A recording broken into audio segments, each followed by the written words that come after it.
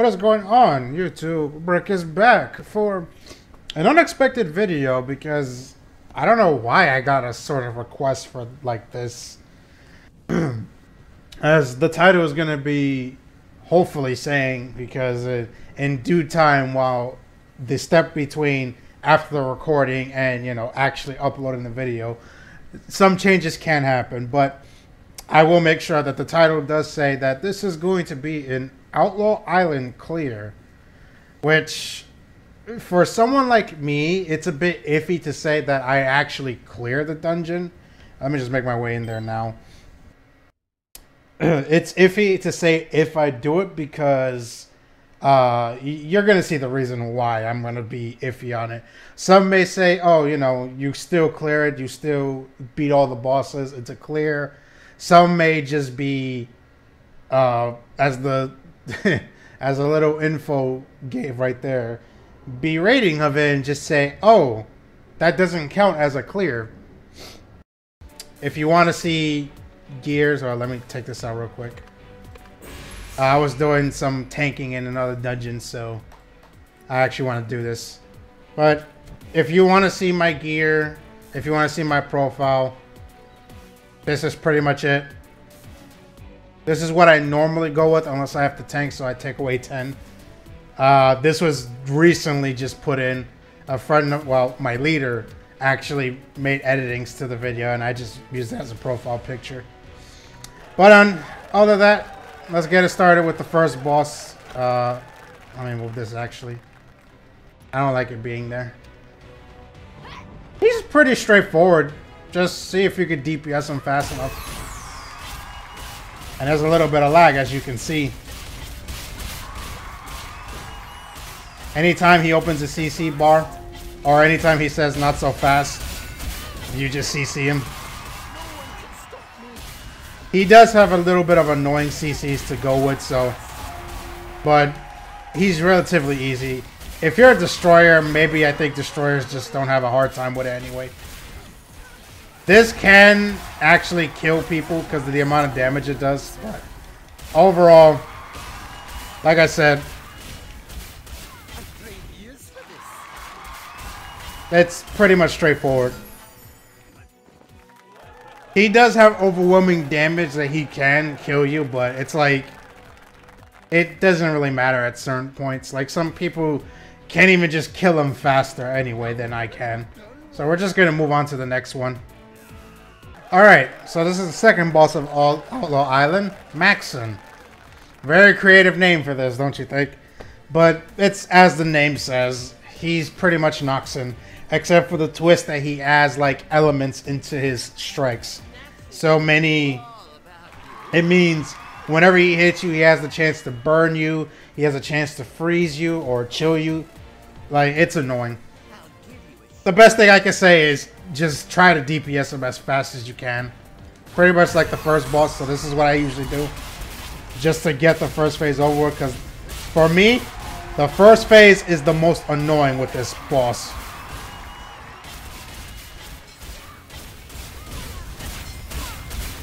Other than that, it's pretty straightforward. He will go for like a counter right now. So you can just grab him. Or, I mean, it throws him off of it, so avoid the fire breaths. CC again. Activate Fury.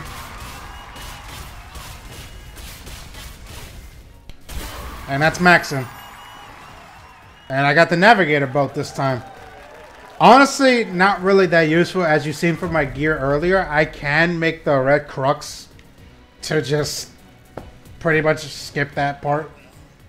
You can't win them all. Exactly. Can't win them all. So we're going to move on to the next boss from now. Alright, this is going to be the third boss of the dungeon. Or the series, the gauntlet, I should say. It's good old Sashimi.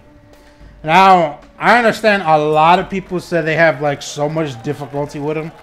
It's understandable because he hits like a freaking train. Like, he hits really hard. And it causes knockback. And some people still, till now, doesn't know what to do when his mech starts. I will just pretty much show you what it takes. It's honestly not hard. Surviving is like the key, and then understanding what to do when he activates mech.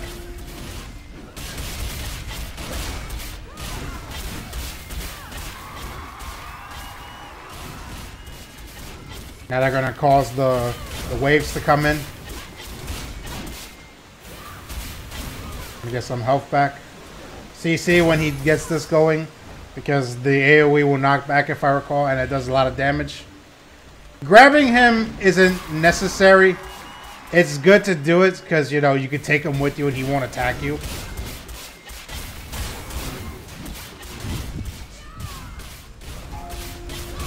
Let's try to get some health back. Let's heal. Pick this up. Shoot him. I believe on keyboard users this is 2 that you're using, which is B on my screen, as you see that I'm spamming. You jump over the ripples, move to the side so he won't hit you, and you just keep on unwinding until the message comes up saying it's breaking. I forget what it says. Almost there. Okay. You use hook when he's exhausted, so his piece of armor came out, so because he was right there, you gotta wait, pick up his armor. Since he's doing the whip ripples again, jump over them, then defend, and boom, that's it. That's really all you do with him. Now he's gonna do this, you can block it. Any party protect you have or iframe, you do this for this, and then it just goes on repeat. But while this is happening, he will bring the waves, so when you're far away from him, he will do this dive move. I did enough damage so it goes back into mech, so we do the same thing. Shoot him, keep unwinding. 2 or B if you play on controller. Jump over the ripples. Keep on winding.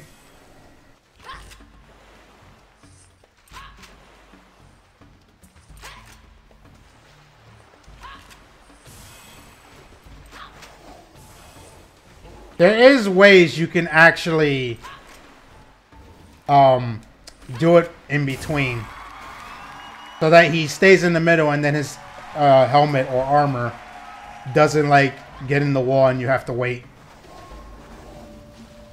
But this is the way I do it. Like, I'm already used to doing it like this. I know it's not the fastest way, but it is the way you actually have to do it.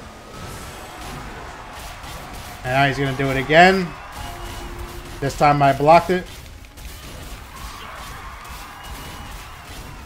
Iframe or party protect.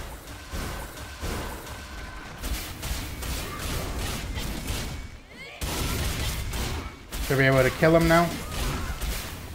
There we go, and that's Sashimi. Honestly, not hard.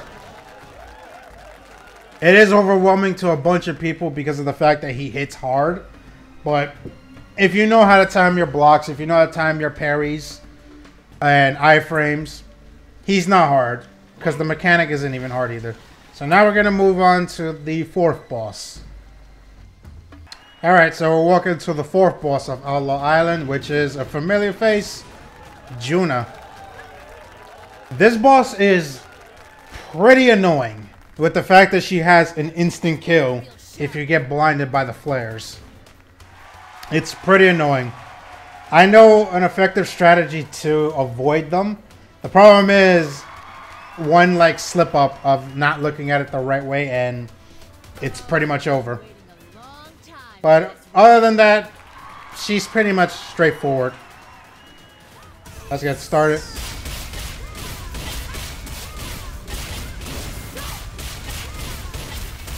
When she does that, it's best to iframe.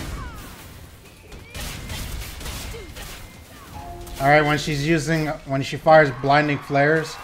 The best strategy for melees I've seen is definitely do this. Face against the wall and not look at her until she does the 2 bombs. That's the second one, and I took the poison. It's best to wait because she throws another one. Gap close, and then that's it. She goes with her pattern again.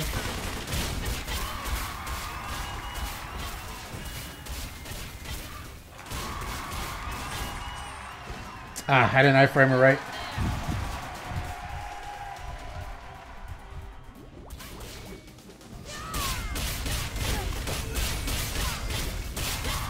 He opens up her CC bars as sometimes too. Now she's doing the flares again. I could have died. And this is what I mean about this boss being annoying. She is extremely annoying. But once you get the strategy down, she's honestly not that hard. There are some classes that can actually like cheese her. Like, it's a ridiculous cheese that they could do on her. Gap close. Start DPSing again. Dash behind like always. She might do the hook this time. And every time she does that,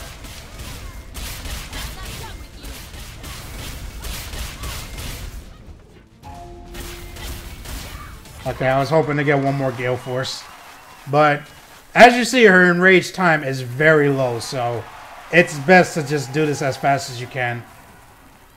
But since I do enough damage anyway, I don't really have an issue. And once again, gap close as soon as she throws the bomb. Go behind, of course. Block that or deflect it. And that's Juna.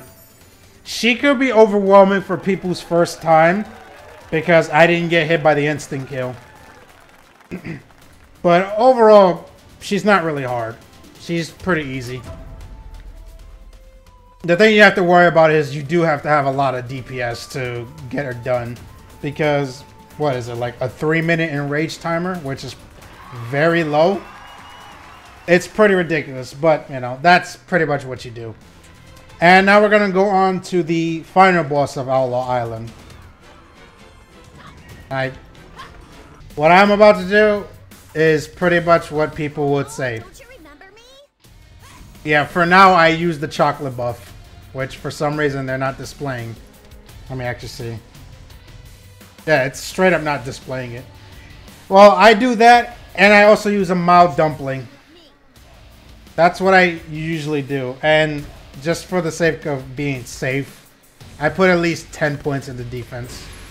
Because I don't really need that much AP. I already know I do a lot of damage as it is now, so...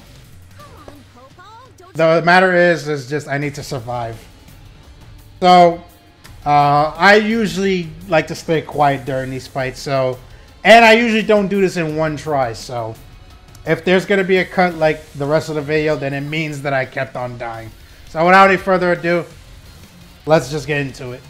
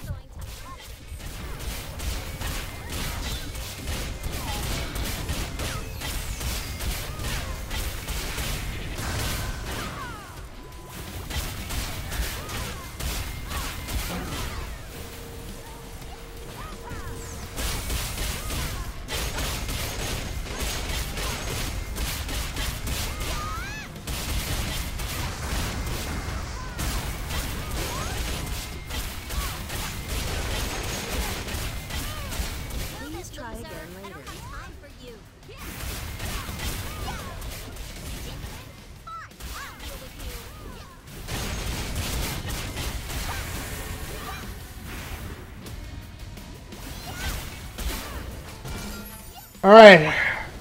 That managed to be a first time clear.